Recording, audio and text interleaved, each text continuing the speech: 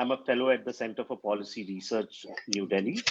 Uh, and this is another session of Election Adda for those of you who have been joining us in the past. We had a discussion on Assam on March 5th, and then another discussion on West Bengal election on March 10th. And today we are going to discuss Kerala elections. We have a very distinguished panel to discuss what's happening in Kerala and who's likely to form the government, what issues voters are talking about, and what issues parties are campaigning on. Uh, Professor J. Prabhash, who's former Vice Chancellor of University of Kerala, as well as former head of the department, Kerala University, uh, has joined us.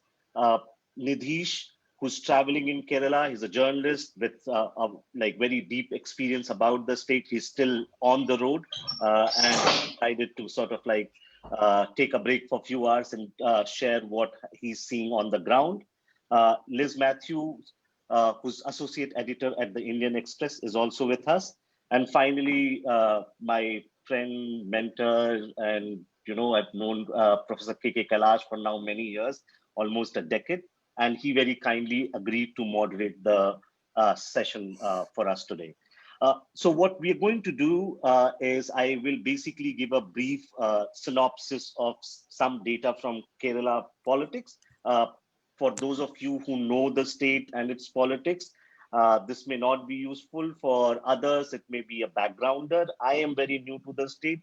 So making this, or I don't know very deeply about the state. So making this presentation actually helped me knowing a little bit more about the political geography, political demography, as well as political history of the state.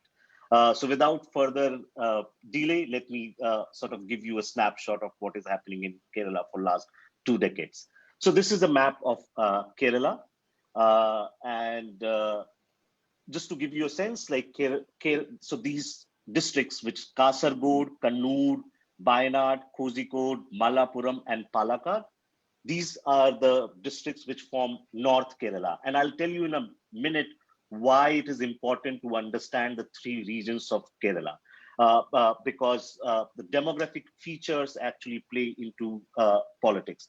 Then the districts of Thrissur, Ernakulam, Idukki, and Kottayam are part of central Kerala. And finally, Alappuzha, Kollam, Trivandrum, and Pathanamthitta. If I'm mispronouncing those names, my apologies, but you can understand that, like, I don't know the language. And so these 4 districts in the south are part of erstwhile Travancore state as well as South Kerala. And why these 3 sub-regions are important? So North Kerala, these 5 or 6 districts have 60 assembly constituencies, but it has like the religious composition of this place is quite different. You have a very significantly higher Muslim population compared to Central and South Kerala. So in North Kerala, Muslim population is around 44-45%. You have 5 to 6% Christians, and half of the population is Hindu. When you come into Central Kerala, into the districts of Ernakulam, Idukki, and Kottayam, Hindu population is still 50%, but now Christians are sort of a very prominent demographic category here. Around 1/3 of the voters are Christian, and Muslims are around 13%. When you go further down in the South Kerala districts, 2/3 of the population is Hindu. Muslim population is still around 1/10. Christians are 1/4 of the population. And because there is a very clear correlation between the social basis of parties, you would see why some parties do better in one part of the state than the other. So what these 2 basically bar plots tell you, the first one is vote share of major fronts, and then the second one is seat share.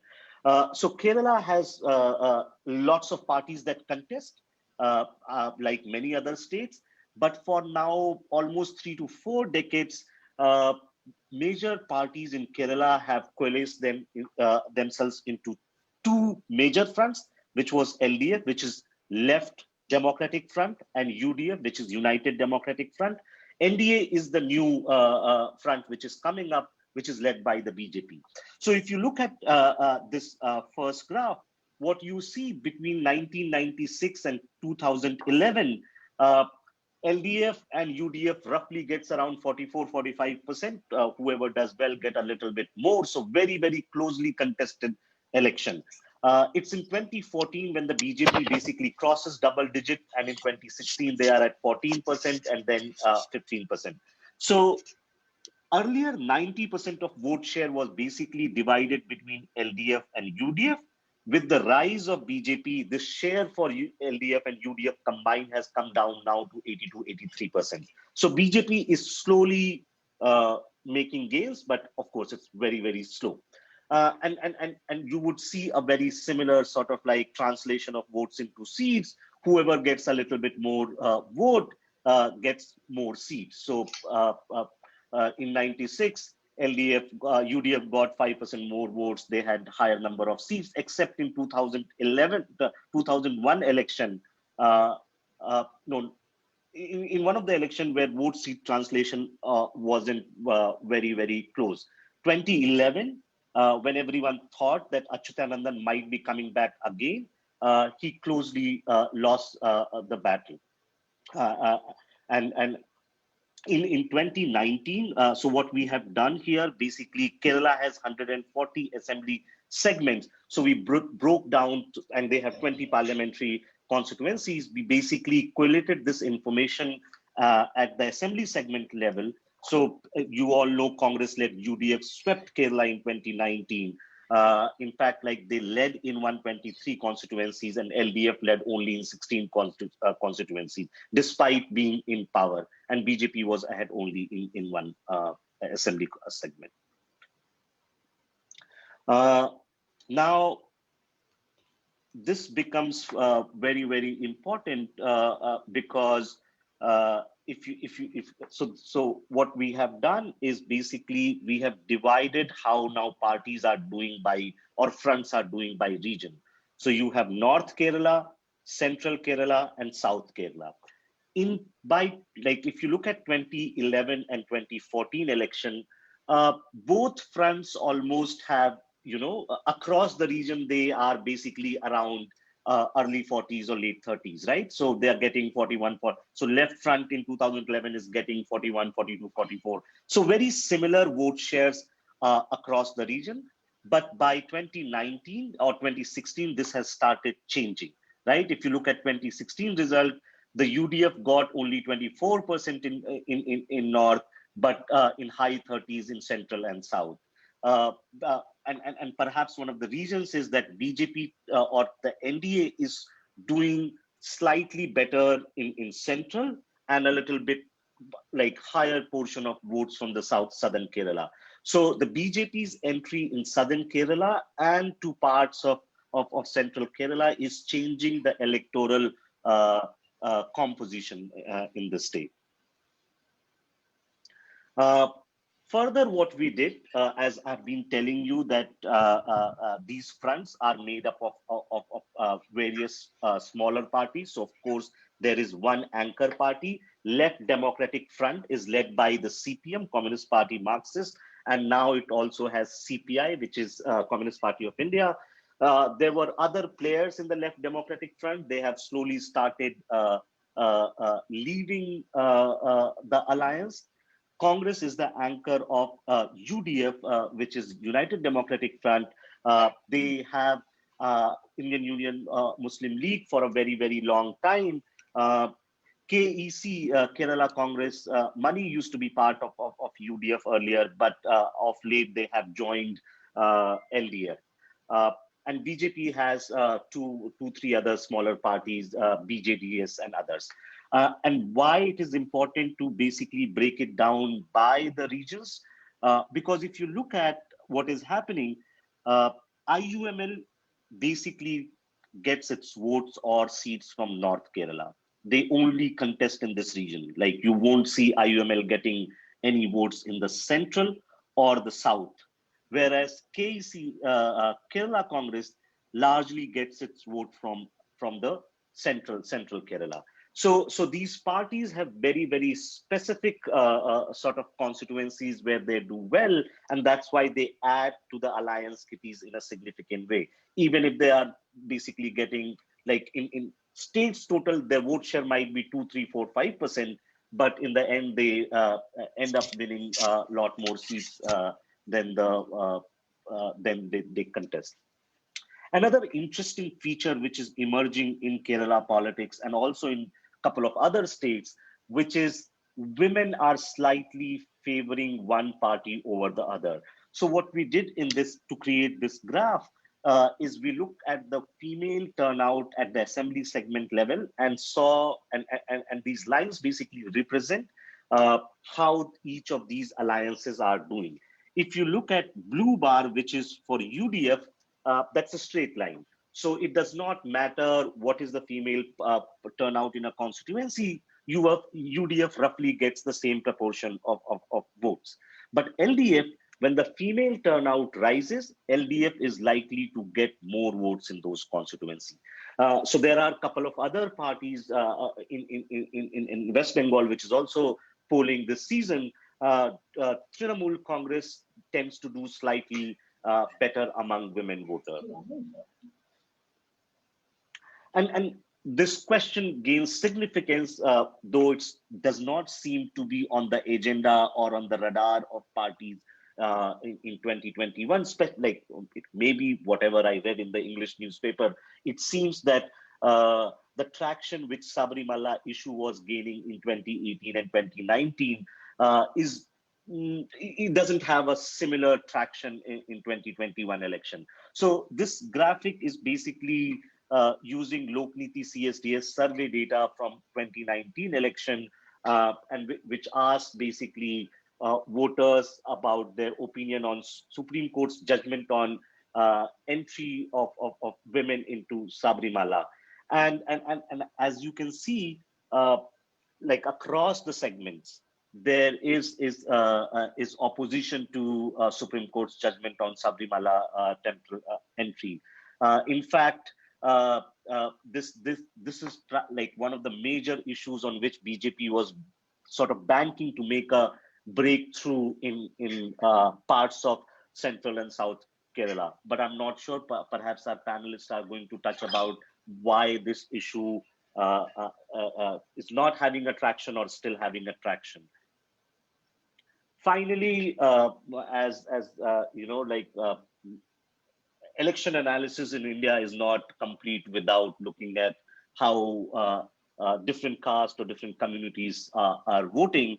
This again is from Lokniti CSDS data of 2019, which basically shows that there is a clear divide or clear social basis on which communities tend to favor which party. So UDF has been a beneficiary of both religious minorities, Christians and Muslims, for a long time, have been voting in a higher number for them. LDF, on the other hand, before the entry of BJP in a big way, used to get a much higher proportion of Hindus. But it seems that BJP is chipping away both the upper caste vote and also a segment of OBC vote. Now, if you look at what is happening in Bengal election, a major penetration which is BJP is making in the state is through through Dalit voters, and SCs are roughly around 10% of Kerala's population. If this number grows a little bit more, BJP's sort of like like they might have a little bit more growth in the state. So finally, to just sum up, it seems, and I may be completely wrong, most opinion polls which are coming on the television or most commentators who are writing about Kerala seems to think that perhaps LDF is coming back, which in some ways is going to be historic, because for last 3 to 4 decades, Kerala has a history or a pattern where the incumbent government gets defeated and the opposition comes to power. So if Kerala, which if this time LDF comes back, that would be sort of like, a break in the pattern of last many decades. And a large part of this analysis, or at least those who are saying that LDF is likely to be ahead in this election, are basing one on certain welfare schemes, also the handling of flood situation last year. But everything is basically rests on, oh, LDF actually swept the local body polls, which is exactly not right. They might have got a higher number of seats, but the vote share difference between the LDF and UDF in local body polls is just 2 percentage points. LDF got 40.2% and UDF got 37.9. So I think the the victory of LDF in local body polls is not that big that it can't be reversed. And UDF might be hoping to sort of make a comeback, repeat its performance in 2019 election, and continue the trend of alternating governments in Kerala. And finally, this election will also tell us, I think there is a consensus that BJP is not going to do very, very well. But given the amount of energy which is spent by the Prime Minister and the Home Minister, even if BJP touches 20 or crosses 20, I think they might be making some headways in the number of seats. So I'll just sort of conclude here and ask Professor Kailash to take over and start the discussion. Thank you, everyone, for listening.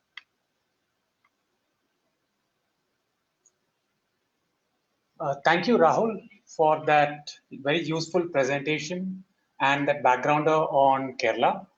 Thank you also for this opportunity to be part of what is, I think, a distinguished panel of Kerala watchers, Professor Prabhash, Liz Matthew, and Nidish.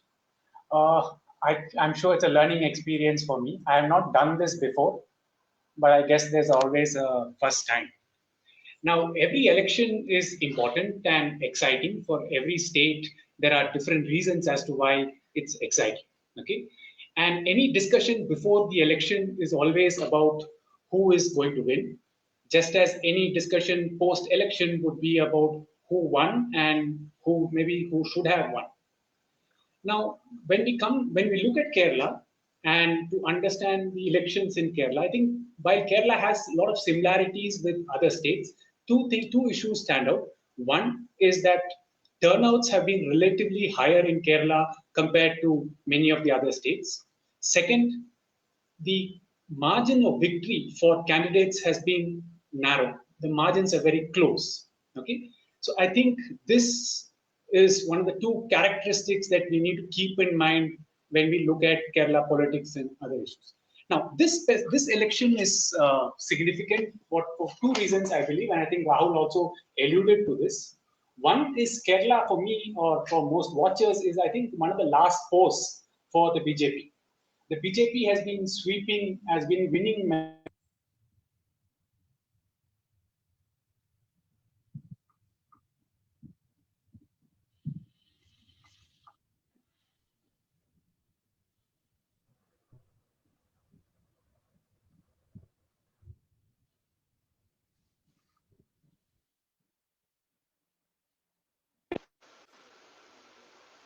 Can you hear me, Rahul? Yes, yes.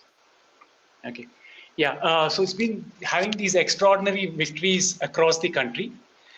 But we also should note that the BJP's victories have been regionally concentrated, basically coming from the north, the central, and in the western parts. Now, previous studies of the BJP's expansion has shown that the BJP, when it expands into new territories, usually makes appeals to new different sections of society, and then sort of consolidates this and sort of holds on to this.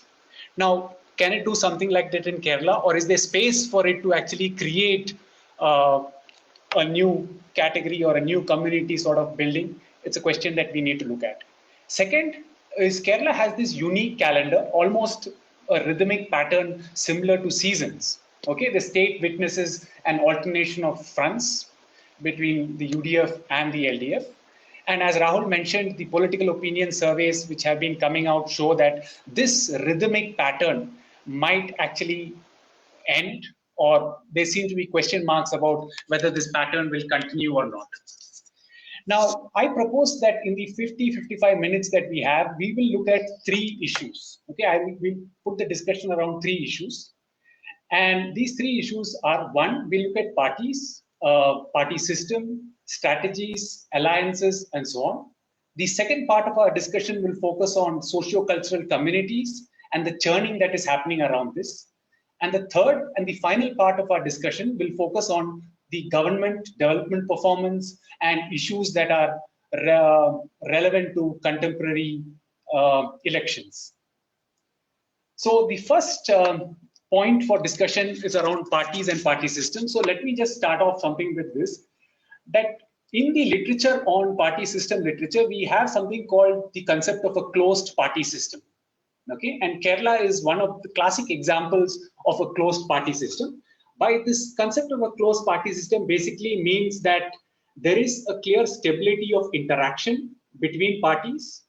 And when it comes to government building or government formation, it is confined to a small group of political parties.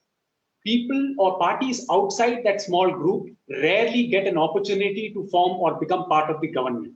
Okay, so you have an alternation in government between the same parties. Second, there is a definite formula for within each government, within each front, about how things are done. And this is an unchanging pattern when it comes to government. And finally, there is access to government, but some political parties are clearly excluded.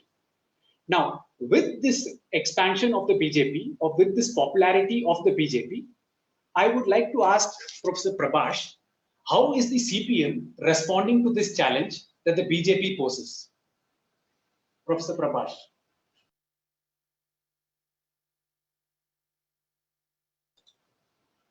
You may also take up other issues which are related to party and party system. Professor Prabhash. He's on mute. Professor Prabhash, your mic is on mute. Can you hear? Can you Yes, hear me? sir. Yes, Okay. sir. Okay. I will go along with the points which Professor Kailash has raised in his email. Let me begin with telling an obvious feature of Kerala politics, which Rahul and Kailash has touched upon, but still need a little bit of an elaboration. See, normally, exceptions apart, in the Lok Sabha polls, the people of Kerala used to vote for UDF. Whereas when it comes to the local body elections, the people's preferences normally goes to LDF. And finally, as both of you have been pointing out, you have an alternation or alternative preference when it comes to the assembly election. I mean, each subsequent election, the people used to vote out the incumbent government. So this is the kind of this is the peculiarity which we will have to keep in our mind while looking at the Kerala's electoral scene. And the points which Professor Kailash has raised, I will begin with the centralization kind of an issue in the CPM. Definitely, there is a great amount of centralization within the Kerala CPM. The famous Turkish novelist Ahmet Altan, Altan spoke about a particular feature of modern democracies, and what he was saying is that anyone who enters politics today has an element of sultan in him. In Malayalam, we call sultan. So in English, we will say sultan. So Ahmed was telling us that anyone who enters politics has a bit of a sultan in him. And he continues, whatever you do, whatever you call the form of government, you end up with a sultan at the top. And this sultan syndrome you could find in Kerala parties as well. And I will be confining to the LDF, particularly the CPM kind of a thing. And that amount of centralization is high in CPM, particularly with the coming into office of the left front government led by Pinarayi Vijayan, while he was the secretary of the party, and also while he is the chief minister of the chief minister in the cabinet. We find a certain amount of centralization, and that centralization is reflected in the alliance making, in the candidate selection process, and also the internal revolt that took place in the party of recent once the official candidate's name were declared. See, the alliance, if you look at, as already Rahul has pointed out, the largest alliance is that of the LDF. It has 5 prominent parties plus a few small splinter groups and parties like parties. You have CPM, you have CPI, then you have the Janata Dal, then LJD and Kerala Congress Mani. These are the 5 important partners of the left front. By implication, this means that the alliance partners as far as UDF is concerned is much less, because 2 of the alliance partners has been lowered, has been attracted towards the LDF by the a couple of years back. I said that centralization effect has in the alliance building as well, because see, when there was an effort to bring about Kerala Congress Mani group into the LDF fold, there was a sort of a difference of opinion within the CPM as well as in the alliance. You know that in the 2016 election, one of the important point of propaganda as far as the LDF was concerned was the corrupt dealings of the Kerala Congress Mani, the then chairman of the Kerala Congress Mani, and also the then finance minister K.M. Mani. I mean, this scam is known as the bar scam in Kerala, and so that was one of the important propaganda points of the LDF in the 2016 assembly election. And so when the issue of bringing Kerala Congress Mani group into the LDF fold, there was much opposition within the party as well as within the coalition. But then that centralized nature of the leadership, it could steamroll over all these kinds of difference of opinion, and it was able to bring about this Mani group into this alliance. And it's also reflected in the candidate selection process. See, at one stroke, what the CPM has done was that it has dropped the names of 33 senior members, senior MLAs, including 5 ministers and the speaker from the candidates list to conduct the 2021 election. 33 seniors were omitted. The reason that was pointed out was that these are the people who have contested successfully for more than either for 2 terms or for more than 2 terms. Therefore, they have to be kept away, and these 33 people were dropped from the party's candidate list.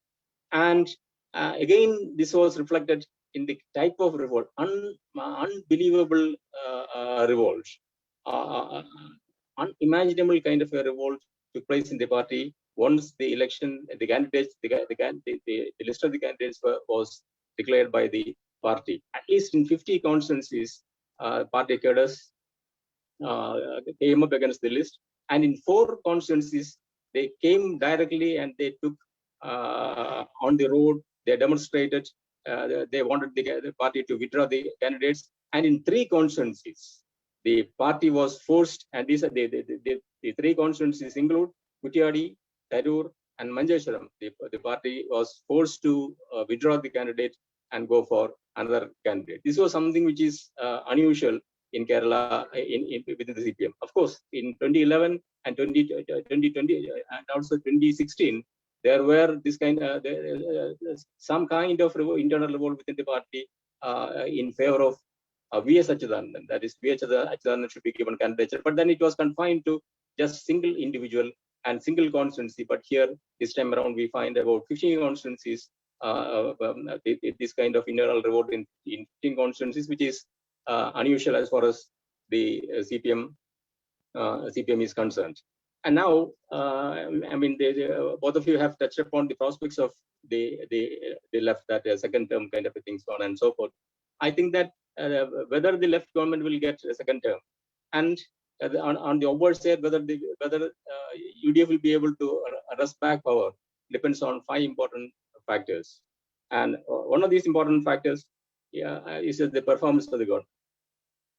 Shall I go and discuss that section also, so that I will finish the left front? So we'll come back to this in the last section, sir. Okay, fine. Then I will, for the time being, stop here.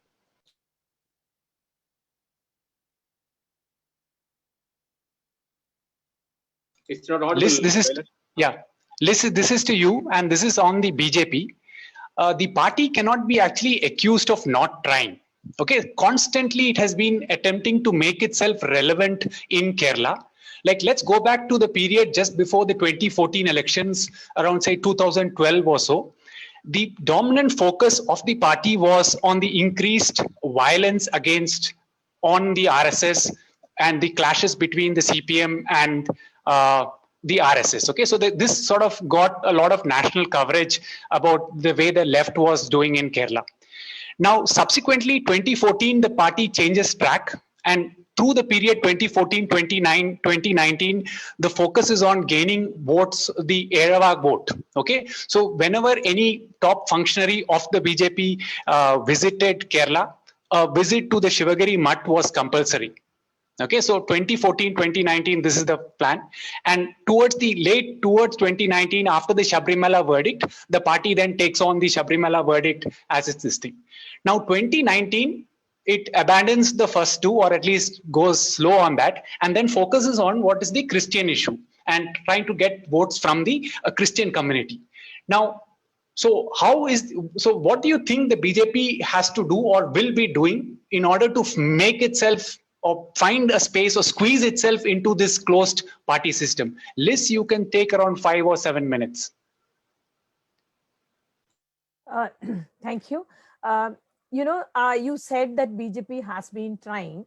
It is true that, once Mr. Amit Shah himself has said that, unless I manage to get the BJP government in Kerala or make inroads in Kerala, our party's success, the peak will not come. This was exactly what he said.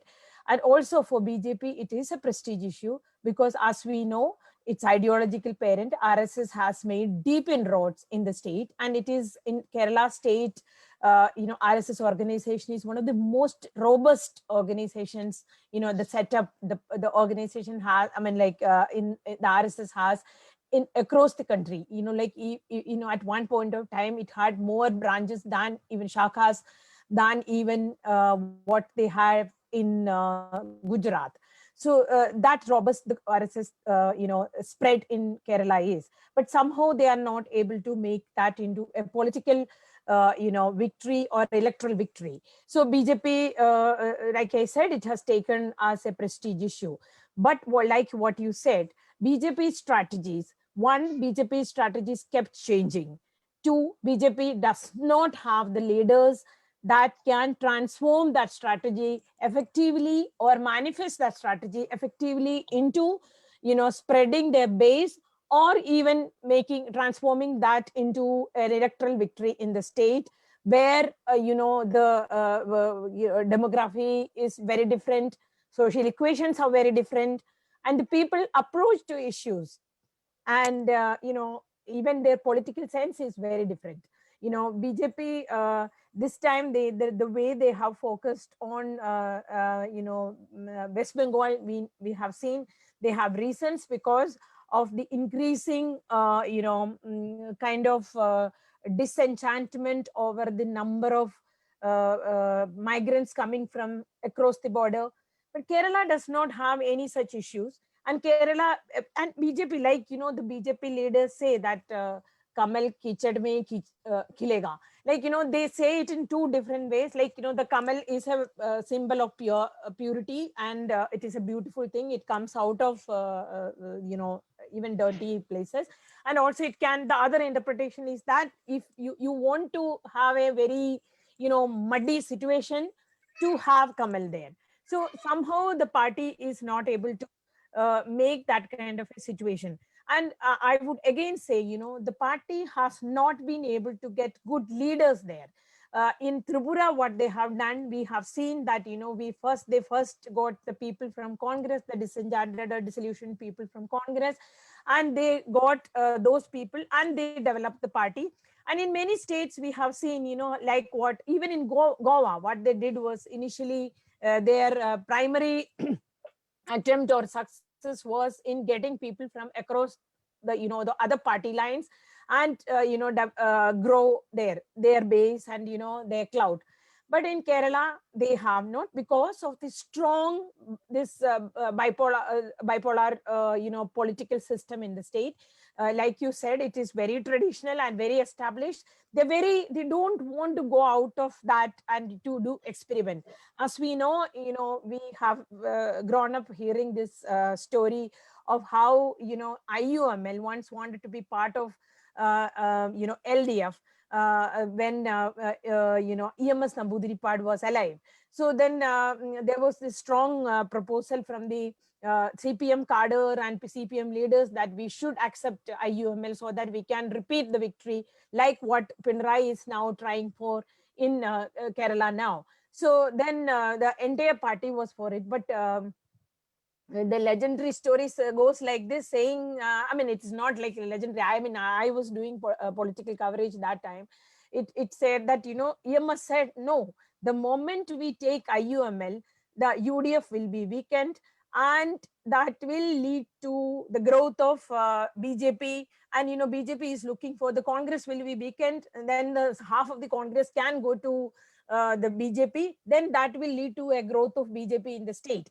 So they had leaders like that who at any cost did not want BJP to come to power. And even now, Pinarayi, we know that, even with whatever method he has done, he has managed to keep the the RSS, that conflict under control, and also, like, to an extent, the growth of BJP. So that is how the CPM has managed to grow more popular into among the youth or the young population of among the Muslim community, that they feel that only CPM and the LDF can stop BJP.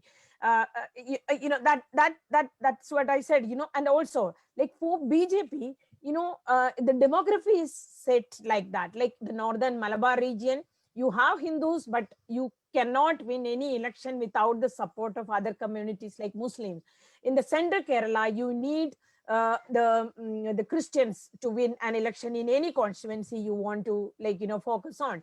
In the southern Kerala, you need other communities like, Iravas, or like, other, both a mix of like Christians and other OBCs.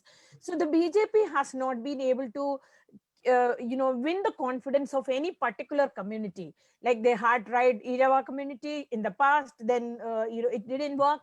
They can't go to Muslims. So now they are trying the Christians, and also a separate sect of Christians. We know that the Orthodox community, the Jacobites, and they were trying to, fish in the muddled water there. And, how the BJP, we can see, how many leaders have been, including the governor of Governor Sridharan Pillai was trying and getting people from the both sides to meet, the Prime Minister and even Home Minister, and giving promises of, like, resolving this dispute and all. So, I mean, unless the BJP gets a particular community, whether it is Iravas or whether it is Christians, because the Hindu community, dividing Hindu community, or like consolidation of Hindu votes, it's kind of very, very tough for BJP because of the equations. Like we know, the Nayars are more, are they closer to Christian community than the Iravas? The division among the Hindu community, or in the lines of, like, the caste thing is very divide, and also it has a political meaning to it. They have a political color to it.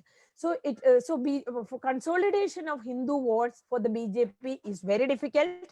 And, translating whatever the RSS support base into an electoral victory is very difficult.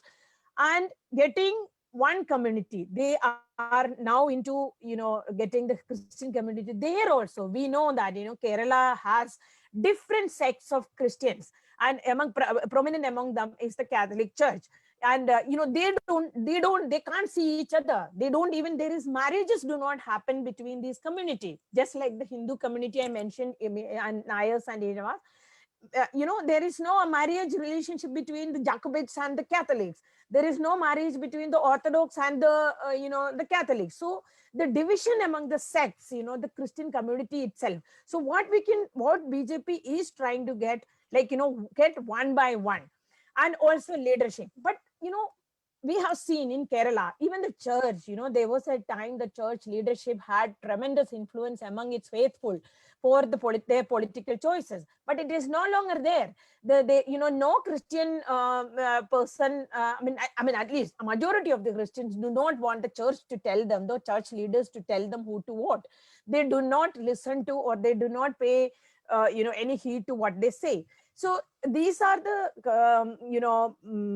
hardships BJP would be facing, even in this election.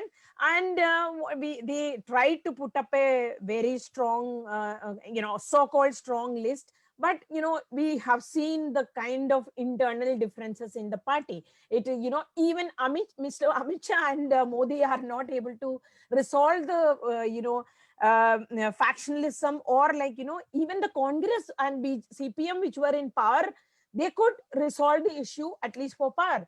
A party which has not yet got power in the state is not able to resolve the factionalism, though their chances are very bleak there.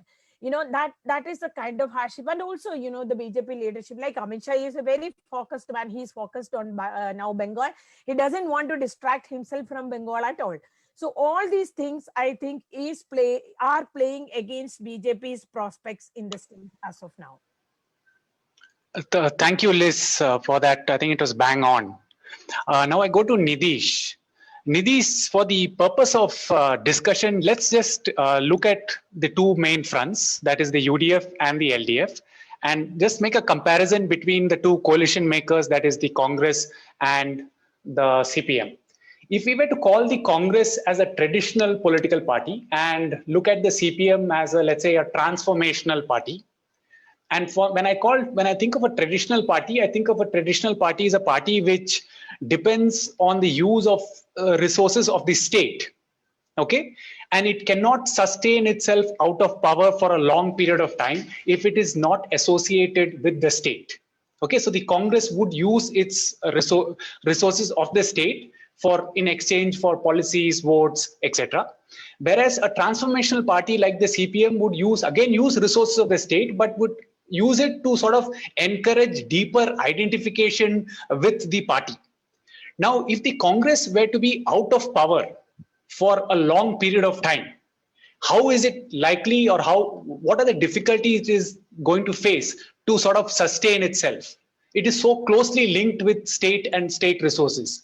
So can the Congress in Kerala survive a defeat? Nidish, 5 to 7 minutes, please. I think it's a very hypothetical question, but this is the first time in decades they are contesting from Kerala when they are not in power anywhere in the south. So obviously their finances are hurt in that way. And especially, Bangalore and Karnataka state has been this treasury of Congress in the south. And there the central government has kind of fielded all their arms and resources there to kind of trap the Congress power money houses there. So it's going to be difficult for Congress to financially,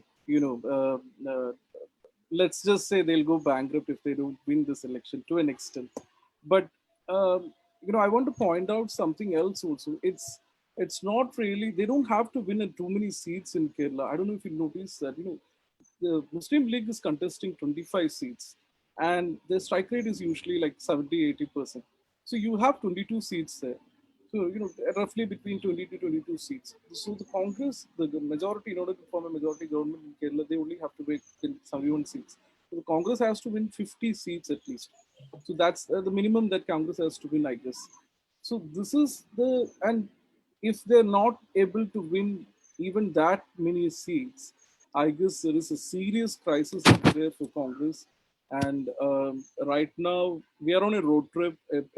Three of us are on a road trip from Kasaragod to Trivandrum, trying to get a pulse of the pulse from the ground and see what are all the opinion polls are saying. Congress is likely will not come to power. LDF is likely to come to power again. So we are trying to see what is actually happening. What is this sort of vote drain that every opinion poll out there is suggesting? And I guess, we have only reached close to the border of Kannur now. So we have covered like 1 to 2 districts now.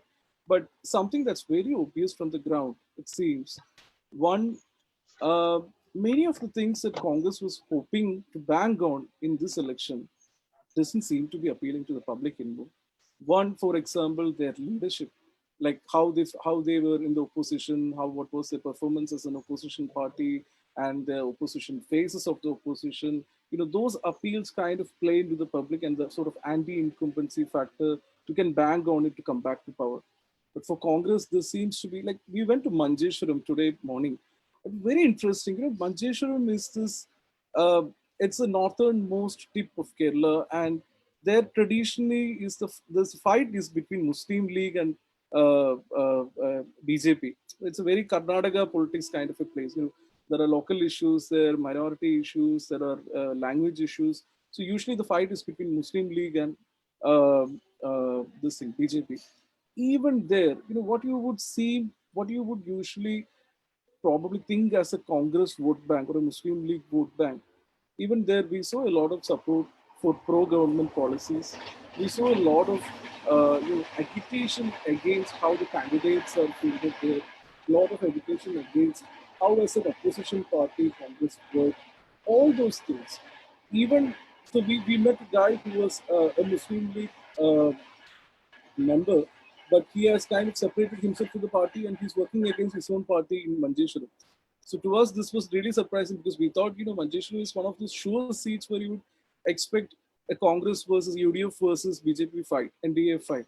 Now, this may not directly help the left, because in Manjeshwaram, if the Congress vote bank is split, if the Muslim League vote bank is split, it might help the BJP candidate or the CPM candidate. So there are these dynamics and things like that. But there seems to be this trend about Congress. There seems to be a serious drain of votes. What would have been the traditional vote bank is sort of slipping away from their hand. Thank you, Nidish. Now, I think we can move on to the next section on communities. Before that, I just have an announcement that the audience can put in their questions in the box and it will be taken up as soon as possible. Now, this I will again get back to Professor Prabhash. And I asked this question moving from what Liz had said some time back, is that whether the CPM has actually become an electoral machine, okay? And its point is like, or maybe all political parties want to win at any cost. But at a particular point of time, the party was at least willing to keep some sort of program, some sort of an ideology in front of it. Whereas now it is willing to sort of set aside that ideological stand. And it's a position where earlier it saw communitarian politics, which was embraced by, let's say, the UDF as communal politics. Okay, for a long time, which you mentioned about the EMS position on taking support from the Muslim community and so on and so forth. Now you look at the quota for economically weaker sections. The CPM at the national level was very critical when the NDA government actually announced this position. But in 2020, the CPM, the LDF government actually adopts this quota, this thing. So my question to you, Professor Prabhash, is that, is this? I can't hear.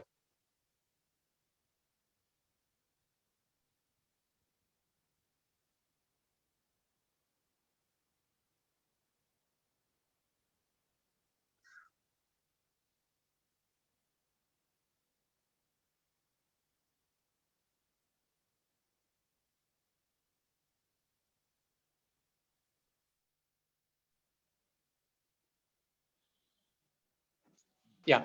So is this sort of shift that the LDF CPM is taking, will it weaken it in the long run? Professor Prabhash. Yeah, Professor Kailash. Actually, the CPM has now become almost an electoral machine, that it wants to win election at any cost. It wants to break history by becoming the first left government in Kerala to continue to have a second term kind of a thing. And then to have that second term, it's prepared to go to any length.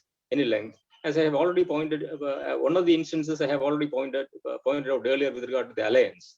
See, the Kerala Congress Mani group was the arch enemy of the party in 2016 while it was contesting the election, and all sorts of agitations were organized by the left government, by the left political parties, particularly CPM, against the sort of corruption within inverted comma, because later the state, later the police closed the case, saying that there is no evidence for that kind of a corruption in the bar scam kind of a case.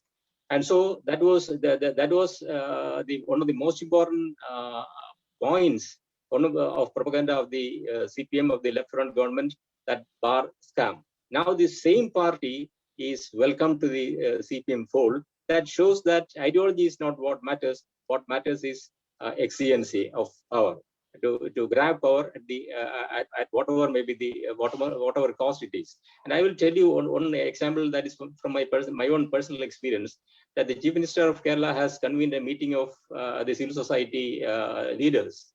And there were academics, there were senior retired civil servants, industrialists, and of course, caste and religious leaders. And while the meeting started by an announcement that first, let the religious and caste leaders speak. And so it was the religious and caste leaders who they were given 3 minutes, and they exceeded that 3 minutes kind of a thing. About half of the time, the caste and religious leaders spoke. Then the industrial leaders were invited to talk about their perception. And after this speech was over, almost after this thing was over, the time was over, and the announcement came that for all others, they can just write whatever they think about the policies, etc., and send it to the Chief Minister. So a left front government giving first priority in a meeting to the religious and caste leaders to speak, that itself is a proof that the left has moved a long way from what EMS was telling and others were telling. So ideology today in Kerala politics, I will say that it's like a harvested wheat, which is scattered by the whirlpool of power. So, I will repeat. Ideology in Kerala politics today is harvested wheat, which is scattered by the whirlpool or whirlwind of power. And so nobody thinks about ideology. Everybody speaks about power, and power is the most important factor in Kerala politics. And in that sense, left has become an electoral machine. Okay. Nitish, a question to you. Okay, I will just take forward that same issue. With regard to Rahul mentioned about how the Congress and the CPM have sort of outsourced when it comes to communities and to territories, because of geographical concentration of particular communities, they sort of outsource their competition to the smaller political parties into different fronts. Now, over a period of time, what we see and what we read about is that there is a lot of tension that is building up within these fronts, and especially in terms of communities having problems with each other, okay, with the Christians and, for instance, the Muslims. So, for instance, when the EWS issue was announced, the Christians supported it, whereas the IOML was sort of opposed to it. Now, so how does the Congress then actually deal with these tensions? And with this increasing, as you mentioned in the previous, when you spoke previously, the sort of strength of the Muslim League, and therefore whether the Christian community, the Christian groups are actually now getting wary of where this front is heading to. So how does the Congress actually hold them together and then face this challenge that it is having both vis-a-vis the CPM and the BJP? Nitish. They just lost the seat. I'll give you an example about, for example, in Nemam for this election, Nemam is going to be the biggest, most prestigious, most competitive kind of an election contest there. And Congress, raised the stakes by having a far more popular leader contesting there. They initially they said Numan Chandi will contest, then they said Shashi Tharoor will contest. Now they are saying K. Muralidharan will contest. the hard reality is Congress doesn't have a cadre party support there. They don't have, a lot of goodwill or warm up to the main caste or community there.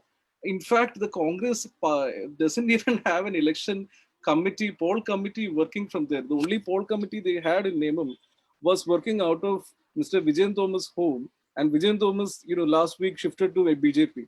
So they don't have formally or informally even a poll committee there. I also wanted to add something to what Prabhas sir was saying.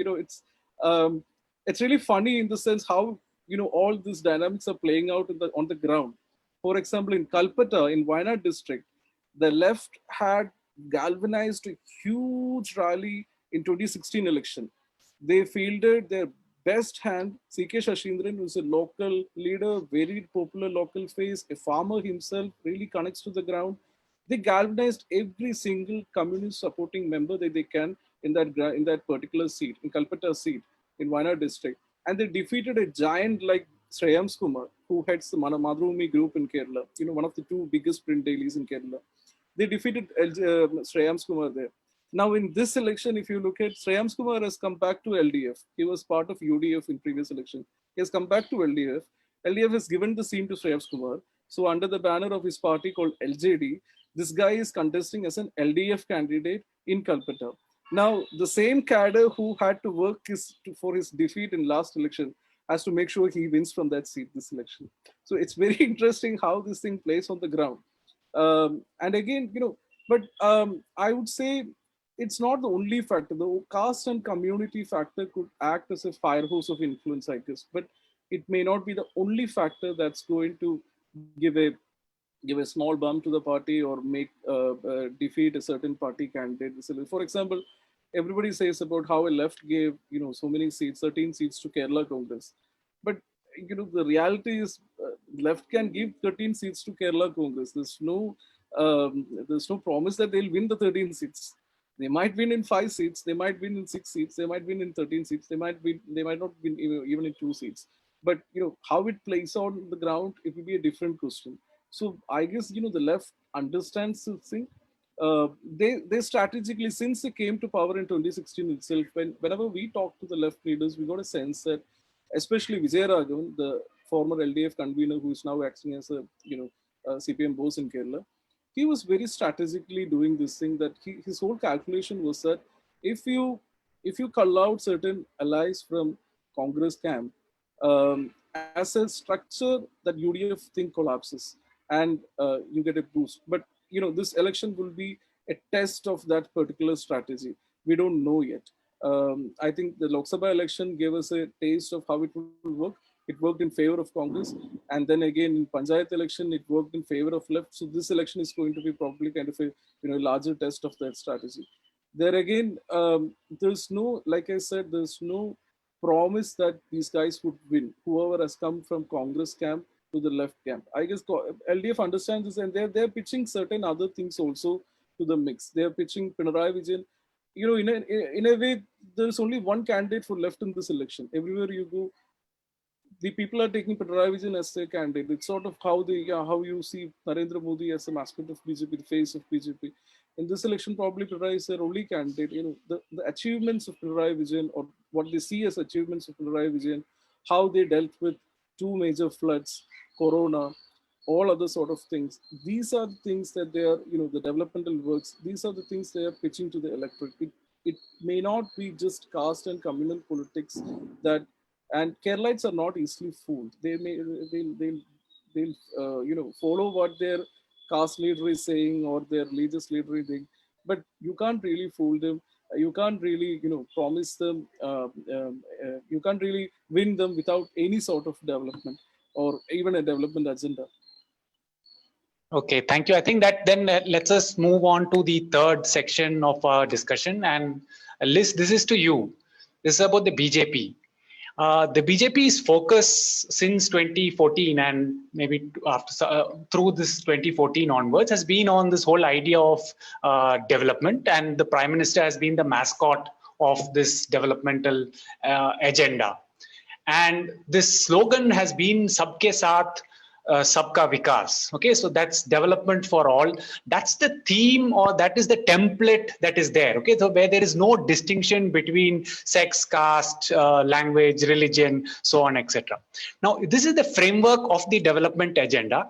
But then let us look at the content of this development agenda, that is on water, issues of electricity, health, all basic necessities.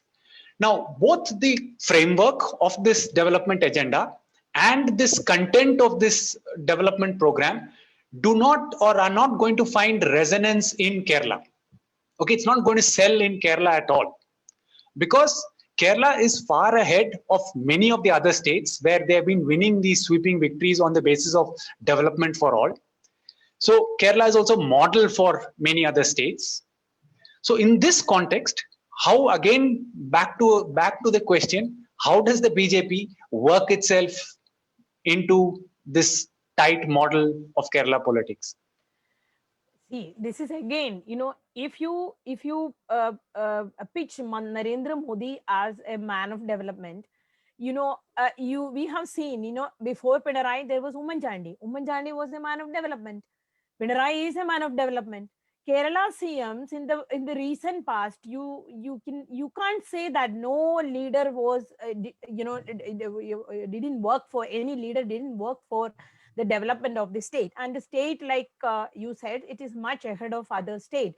And the kind of pitch and narrative either Mr. Modi or the BJP is putting forward, it is not for Kerala actually. And even I would say, as a person who knows BJP kind of well, I would say that actually BJP's pitch and narrative is not for the South at all. You tell me which of this narrative which BJP is trying at the national level is fitting for any of the southern state. It stops till Maharashtra. Beyond Maharashtra, it doesn't go.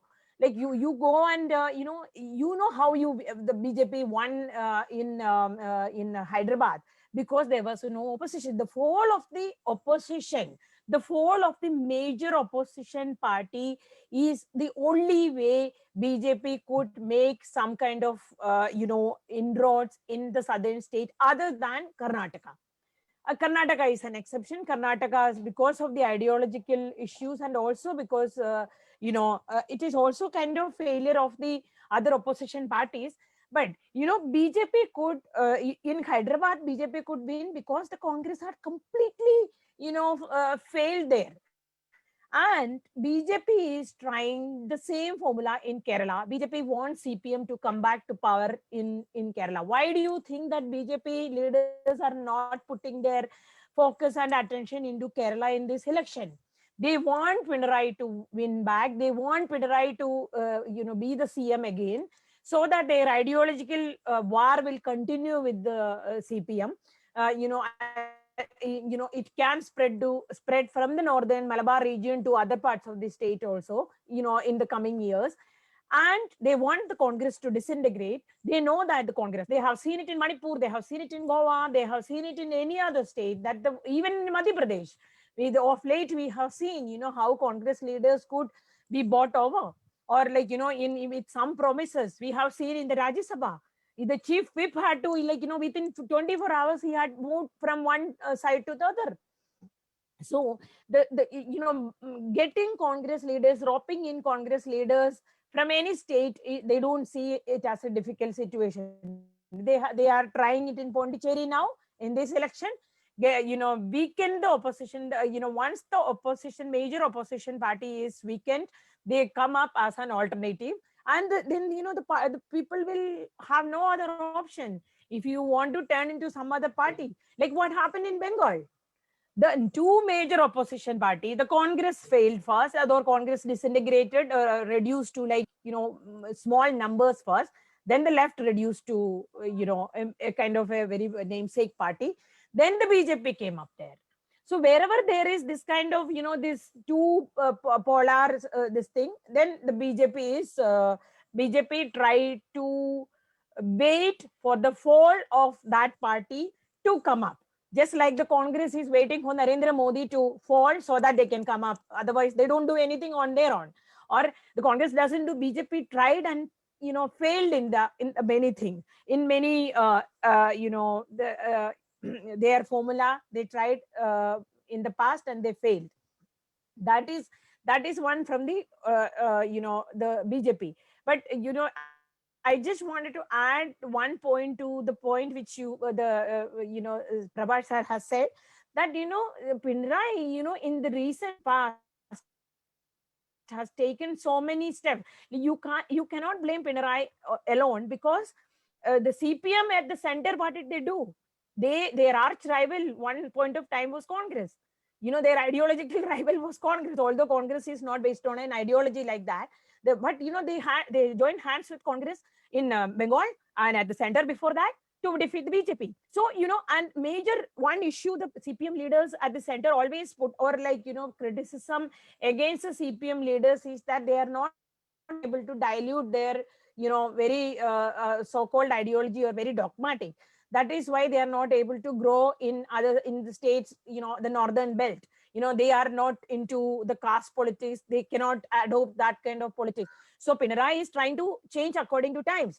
And, larger interest, and Pinarayi's predecessors, he's not a person like that. He wants to have second term.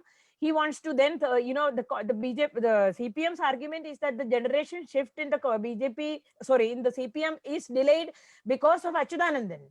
Because if had Achuthanandan given the chief minister's post to Pinarayi last term, Pinarayi would have been given way to some other leaders, and the complete generation shift would have happened in the CPM. Now, again, it's not that, that 10% reservation. The Nada reservation he has done. The community, it's a part of Christian community. How, he has taken, other than the master stroke of getting the KCM into the fold of LDF, he has taken other steps also. The 10% Nada reservation, and the price of rubber, the MSP he had announced, because rubber is, Nitish knows that, the central Kerala, the rubber is the main cash crop, and, the Christians are, the Christian community's main source of income is the rubber, the plantation. So, he did quite a number of, there was one point that, Nayars and Christians got together to defeat the Communist Party. That time is no longer there. That now the CPM, the bishops are trying, are trying to unload Pinarayi Vijayan. So this is Pinarayi's way of, what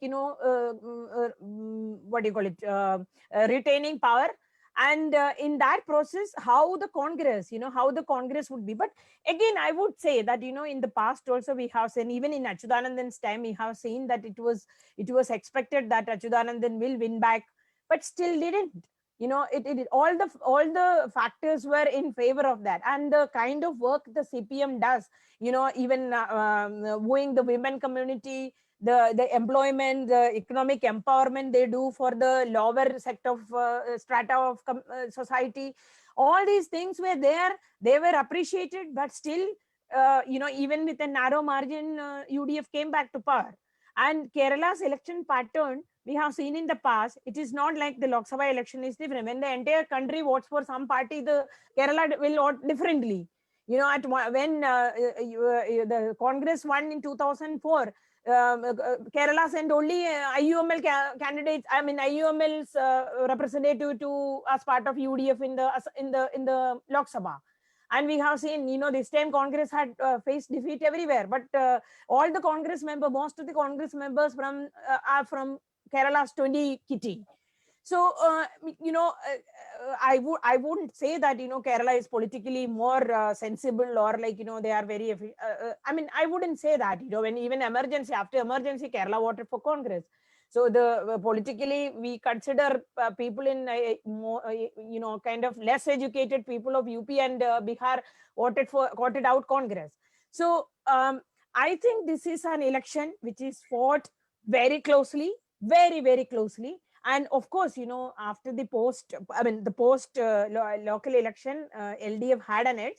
And with the ticket distribution, other than that Lidhiga Subhash issue, that woman issue, I think Congress candidates list is it's a very impressive list, and the Congress is narrowing the gap. Still, I would say that still LDF has an edge, but still the Congress is narrowing the gap, and we have time till April 6th. Let's see. Thank you, Liz. I think in a way you also sort of reaffirm what Professor Prabhash said about the party CPM actually becoming an electoral machine in the way in which it has worked. So I think then we can go on to the CPM and look at an important question that keeps coming up time and again about the weakness of Kerala's so-called development model, about the growing inequalities that are there in the state. And more importantly, I think the reduction in the efforts of the welfare state. Okay, I think if you were to compare between two periods of time, then you will find there is a diminishing sort of emphasis on welfare or the type of welfare that was practiced in the past. Now, I think one of the reasons is probably not in the hands of the government at the state level, where welfare has now become more targeted rather than universal. Now, in such a situation where welfare is targeted, the middle class interest in the left agenda is sort of, and there's a mismatch in between the agenda and their own socio-economic position that is there. So, and one more thing that we keep observing is that those who have benefited from the development agenda in the past are now actually seceding from that. They no longer sort of identify with the party that actually provided these development benefits. Now, the new middle class has therefore no stake in the sort of left agenda as such. And the vulnerable sections of society have no bargaining power. Now, this then puts the party, I think the CPM and the left in a tight position, where it is now, I think, forced to think out of the box. Can it think differently? Can it manage demands of growth and equity, which are coming from different sections of society? So in this last section, I would ask Professor Prabhash to just address this particular issue about the CPM and the development agenda, and then go back to the 3-5 issues that he said with respect to the CPM. Professor Prabhash. Yeah, see, within a neoliberal framework, to speak about the Kerala model of government becomes very difficult, because I mean, hardly anything is left for a state government to decide upon. Whether it's not only a question of money coming from or the source of money and things like that, it's also a question of policy prerogatives. And policy, take for example, privatization of public sector undertakings. All these policies are coming from the central government to the state government, whether it is the electricity board or whether it is the public transport or whatever kind of a thing it is. It's our education institution, for example. You take the policy package is coming from the central government. So within that neoliberal framework, the old Kerala model of government, if you are speaking the Kerala model of government, if you are speaking, I think that there are certain basic limits to that kind of a thing. And the second thing is that you have rightly pointed out about the middle class. I will say that the Kerala middle class is the most privatized middle class in the whole country. I will emphasize the privatized middle class. The middle class of Kerala, the old middle class and new middle class of Kerala, if you make a comparison, it becomes clear. The old middle class were the supporters of the so-called Kerala model of development, because they were dependent on the state, whether it is education, whether it is public health, whether it is public transport, or whatever kind of a thing it is. The contact point between the middle class and the state was very clear with regard to the old middle class. They went to the ration shop. They went to they sent their children to public education institutions. They travel in public transport kind of a thing. They depended on government job, everything government. And the new middle class is not at all depending on the state on any one of these counts. They send their children to the private education institution. They send their children in private vehicles. They never go to the public distribution system kind of a thing. They have the contact point between the new middle class and the state is much less kind of a thing. And so it is not the new middle class who are the takers of the so-called Kerala model of development. If somebody is bringing about that kind of model of development, that model of development is the people who want that model of development are the marginalized communities who remain as marginalized, whether it is Dalit or whether it is the tribes or whether it is the coastal fishermen community kind of a thing, etc. They are the outliers, and the state or whatever the party you are saying, they are not addressing that outlying communities, the interest of those outlying communities, because they hardly count as an organized force in the election kind of a thing. So because of these two reasons, the so-called Kerala model and again, if you look at it, you could see that Kerala is one of the most indebted state in the whole the whole country, one of the highest indebted state in the whole country. If you look at it, so because of these two reasons, the old Kerala model of development is not at all possible. And what we need is that we need a new left which is able to think imaginatively about the future. You should think about the so-called new Kerala model of development within the parameters of the neoliberal context, kind of a thing. Otherwise, it becomes very difficult. And again, another point is that, see, apart from the left, if you take the BJP or if you take the Congress, I mean, these are not the issues which are being discussed. As far as the BJP is concerned, I mean, they are the party which are introducing these rightist policies. Take the Congress; they were the policies they were the party who introduced this kind of a policy in 1991, the policy shift kind of 1991, etc. So for them, the old Kerala model of development is not at all an issue. It's not at all an issue. They were moving after the neoliberal agenda kind of a thing. In a situation where all the both two principal contenders, the BJP and Congress, are speaking about neoliberal agenda, there is definitely limit for the left to speak about the Kerala model of development. Now I'll just pick up questions that have come up from the audience here. And the first question is to Nidish. Okay, this is a question by Anand Krishnan. He has three questions put together. One is on the local body elections have reflected a shift of Muslims moving towards the LDF and the strong anti-CAA positions among the Muslims, which the left sort of was a positive support that the left gave confidence to the Muslims. So opinion surveys also seem to be illustrating this point about the shift of the Muslims towards the left front. Now, his question is whether this will stay the course in this during this particular polls as well.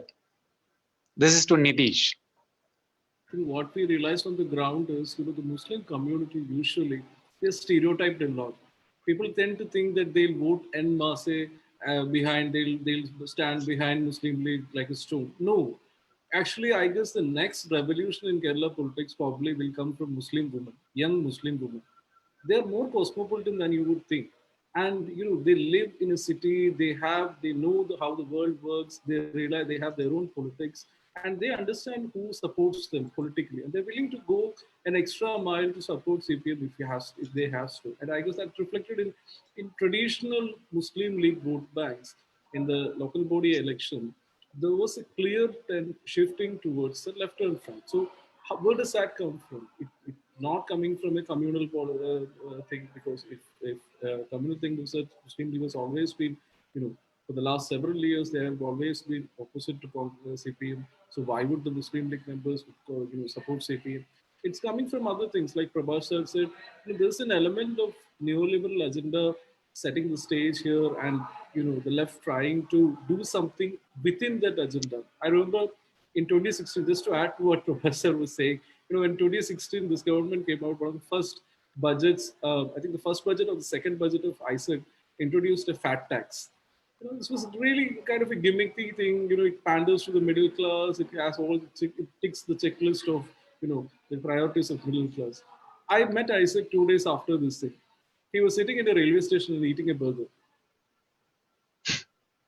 He's that sort of a very practical person. So initially, when they came to power, they wanted to do some development finance. They had all these ambitious plans of, building houses for the homeless and all that.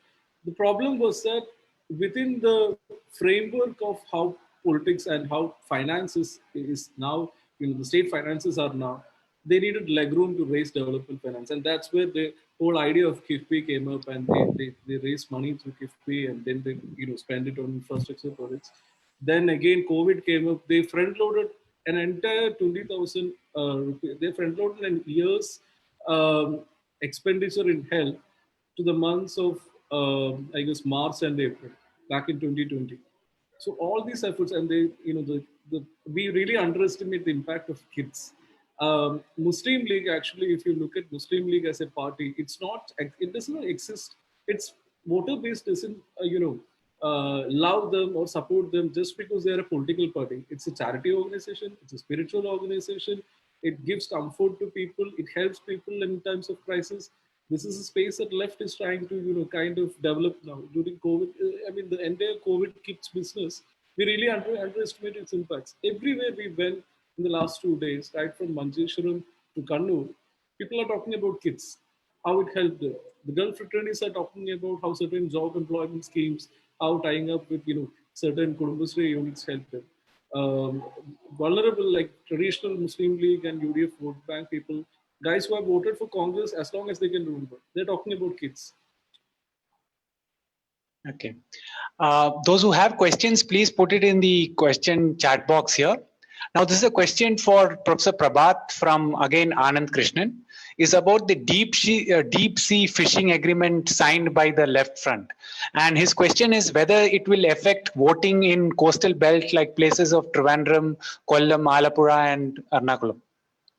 So there is a possibility. I will also sort of answer the first question because I want to make a rejoinder, because see the Muslim votes going to the LDF, that was seen in the 2016 election as well.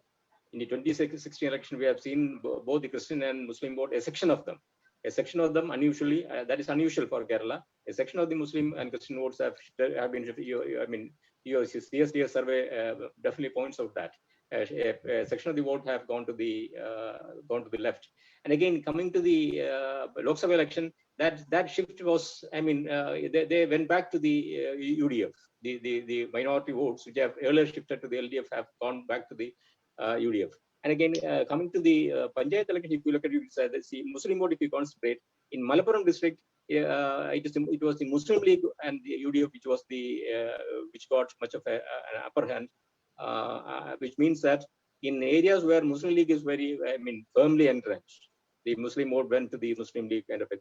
And coming to the deep sea trawling, deep sea fishing kind of a thing, the Latin Catholic Adhirupada, the Latin Catholic Church has come against that against that policy, and they have made it very clear that that will be reflected in the electoral process, in the voting pattern.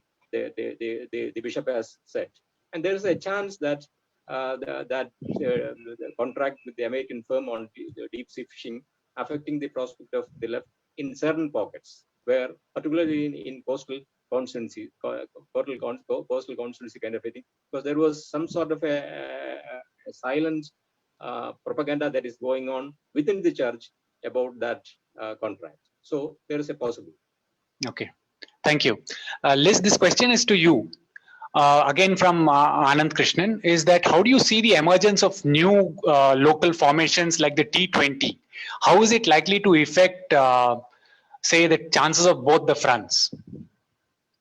I think it will most probably affect the chances of Congress because, this kind of formation actually formed against the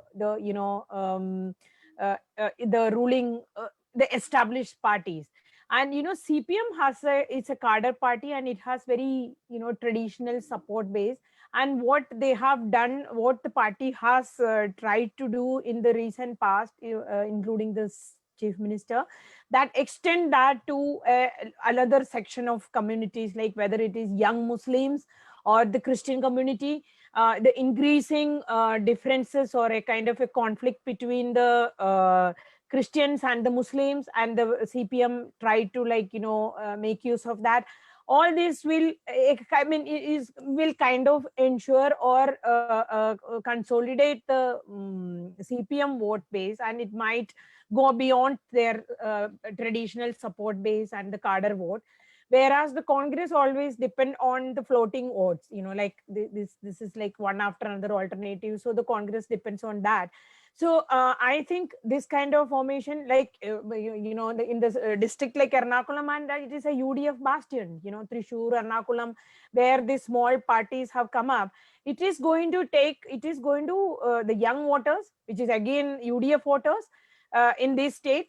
I think the small formation, especially in the central Travancore, central Kerala, they are going to affect they are going to take the Congress vote. They are going to eat into the Congress UDF support base. Thank you. Now there's a question of my Mr. Gopinath, and this is to Nidish. What are the prospects of the NDA in Kerala, and especially say K. Surendran's chances in this election? I think Liz has already answered that question in very detailed manner. I can only add that, I don't think they're planning for this election. I don't think they're planning for next election. I don't think they're planning for the election after that. I think their game plan is probably going to be 20 years or 50 years ahead. There's always this soft Hindutva space in Kerala. Every party benefited out of it. The only thing that has changed with E. Sridharan's contest or K. Surendran's popularity is that they got a face now to put that soft Hindutva space. And their game plan, they probably, whenever I speak to the senior BJP leaders, the sense that I'm getting, they have a list of 2 to 5 A plus, seats, and they're happy if they win 2 seats. Like if you remember, after 2020 Panchayat election, the day after the election, the major newspapers carried left sweeping Panchayat election. On the sidebar, on the page 1, you had BJP having that Jai Bharat, banner over Palakkad municipality, the only municipality that they would. That's a spectacle, and that's all they wanted to make. In Manjeshwaram, where K. Surendran is contesting his second seat, he is, dropping in a chopper, and he's been creating a spectacle there. And he can probably win that seat. He lost that seat by merely 81 votes in last election. So he'll probably win that seat now. And Koni, but he isn't comfortable in that. He isn't comfortable in winning Koni. He wants to create a spectacle in Sabrimala. He wants to bring back the dead Sabrimala issue back into this election. So he'll contest from Koni also. And he'll do, this chopper ride between these two. One is the southernmost part of Kerala, one is the northernmost Kerala. So when media looks at it, there's a chopper going, shuttling between north and south of Kerala, carrying K. Surendran. And that's a spectacle. That's I think, the problem with people, outsiders looking at Kerala, is that they tend to think only in terms of seats and number of votes. But for us who live in Kerala, who have grown and brought up in Kerala, we realize that the fundamental shift that has happened in Kerala, the BJP is able to set the narrative now. Their whole thing about maybe not a hardline Hindutva, but the soft Hindutva stuff that they keep pushing in Kerala, it's got mainstream, like let's say drawing room acceptability now. Things that were hush-hush before are now spoken openly in the drawing room. So that's the change that they brought in. And this is their game plan for the next 20 years. Like 2020, someone mentioned, 2020 is tapping into a vote rate which has a lot of grievance against every political party out there. They are the guys who think no political party is useful for us. Everybody is thinking, everybody has all this, old leaders, and they are doing useless stuff. And this electorate is now, it's a very young electorate, and Kerala has a lot of these guys, and they're tapping into that grievance thing. And I don't think, probably it'll affect probably every party in the long term, maybe 20 years or 25 years later. But left is probably kind of saved. They're hedging their bet against it because they are bringing all these development projects. They're trying to bring in a generational shift in candidates. They are having these young people who are famous on Instagram and all that. But it's probably going to eat into every party's vote base. And let's be honest here, if left wanted to, defeat Mr. Sabu of 2020, they could have done it 10 years ago. There's no way Sabu is having the life that he is living right now with an organization like 2020 without the help of left. He's clearly close to Mr. Pinarayi Vijayan. His father has been always close to Mr. Pinarayi Vijayan. So the left cadre is so strong in that area that they could have easily defeated this thing. And it still only exists in 3-4 panchayats. People sort of, overestimate their capacity. 2020 is an experiment that's happening in a panchayat. Kerala has some 900 or 1,000 panchayats. Out of it, only one panchayat is ruled by 2020. So the scale is totally different. Yeah. Okay, another question to both Liz and to you is, what is Rahul Gandhi doing in Kerala? And what happens to the Congress? I think Liz can answer. I think, Kerala is the only state where Rahul still has some kind of, I wouldn't say support. Maybe, people still love him and people still admire him. And I think he is trying to get the best out of it now. And we have seen in 2019 election, Kerala UDF won almost 19 seats. That is just because of Rahul Gandhi. They wanted, the Kerala people in Kerala wanted to see Rahul Gandhi as the prime minister. And I mean, I can see the way he's. I have seen him mingling with people in Amethi and other parts of the country, and now how he's mingling with people in Kerala. I think his heart is also there, and. Obviously, the Gandhi family, thanks to RSS and the BJP and their own kind of actions, it does not do not have that kind of support or charisma which they enjoyed 20 years ago or even 10 years back. What now? I think Kerala is one of the small pockets in the country where the Gandhi family is appreciated, and I think he still can, especially among the youth. He still has some kind of influence. So it will definitely help the Congress in Kerala. That is the reason that he kind of spoken against the North Indians and lauded the South Indians. I mean, obviously he always had that love for South Indians, and I think this will Rahul Gandhi's presence might help the Kerala's Congress. Although it may not be the case in other parts, maybe in Tamil Nadu also a bit of it, but in other parts he's not helping the Congress. Thank you. This is a question from Arun Manoharan to Professor Prabhash. Has the LDF ticked all boxes to be elected, and what has its response been to the pandemic and how it has handled the pandemic? Do you think it will hurt the LDF or will it help the LDF? Professor Kailash, can you repeat that question, the first part of it?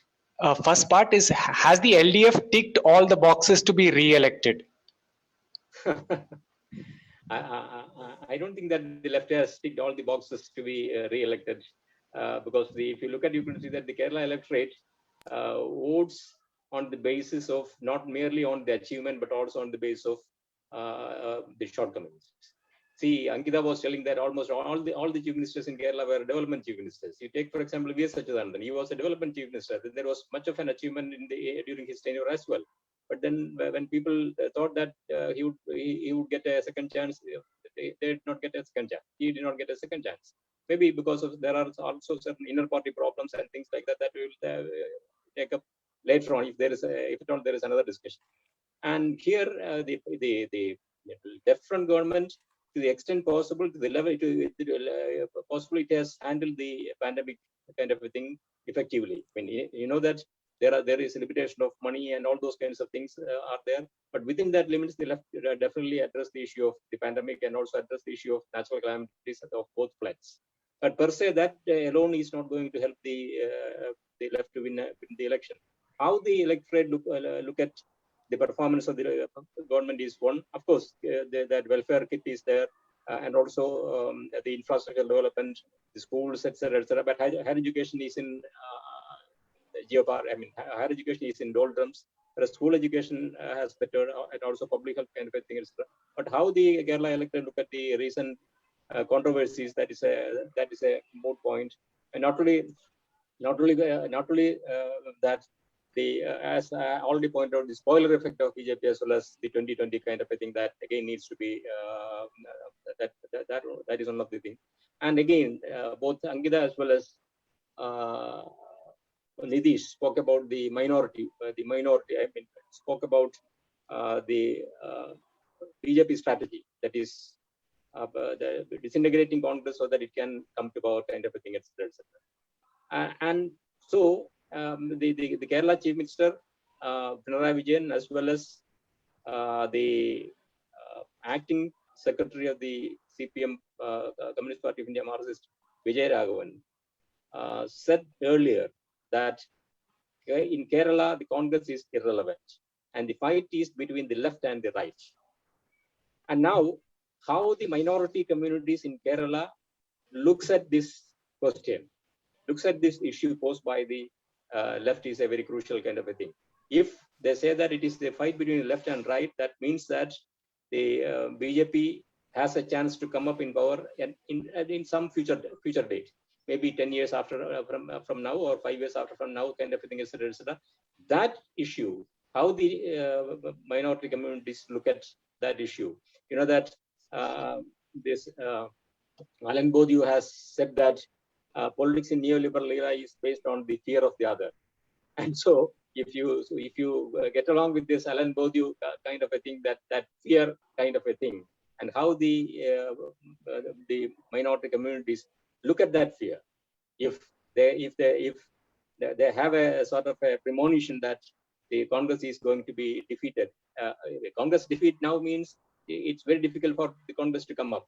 So if they have sort of a premonition, and if they read carefully what the left and the right is speaking about the Congress, the irrelevance of the Congress, and how they react to it also becomes a very important thing. And again, the centralized leadership of the party, which often borders in arrogance, at least in certain kind of a thing. How the Malayalis look at that arrogance of the left leadership, all these matters. And so to say that the left has already ticked all the boxes and so comfortable place, I don't think.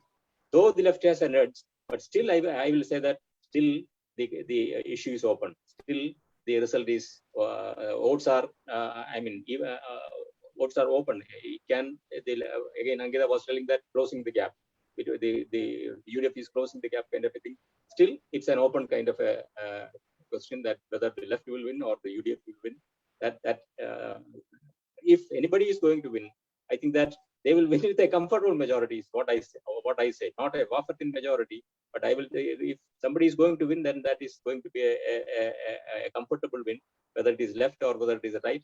But I think that the votes are even, though left has a little bit of an edge. Okay, thank you. I think it's been a wonderful discussion. We have, I think, three clear answers. We have three answers to questions that have been asked. One, this election is going to be close to call, despite whatever we hear from and we read about. Second, the BJP will wait and is waiting. And third, the Congress is not finished. The Congress is going to live to fight another day. And Rahul, if you have anything else to add, you may go on. No, after this great session of 90 minutes, I don't have anything to add. Just to say thank you to everyone. Professor Prabhash, Liz, and Nidhish, thank you very much. This was very, very like a session where I learned a lot. I came with very little knowledge about Kerala politics. So now I know what is happening in 2021. I don't need to watch any TV. Just go to the recorded session and see what people discuss. So thank you so much, and thank you, Professor Kailash, for this wonderful moderation of the session. Like in 90 minutes, we covered almost every important issue which is going to be influencing the results on May 2nd. So thank you, everyone. Also, just wanted to say it on CPR's Facebook election, these discussions of Assam and West Bengal are also available. Today's video would also be available in few hours. And we are having a discussion on Tamil Nadu on 23rd of March in the evening. So please do join us. Thank you, everyone. Take care. Bye-bye. Thanks.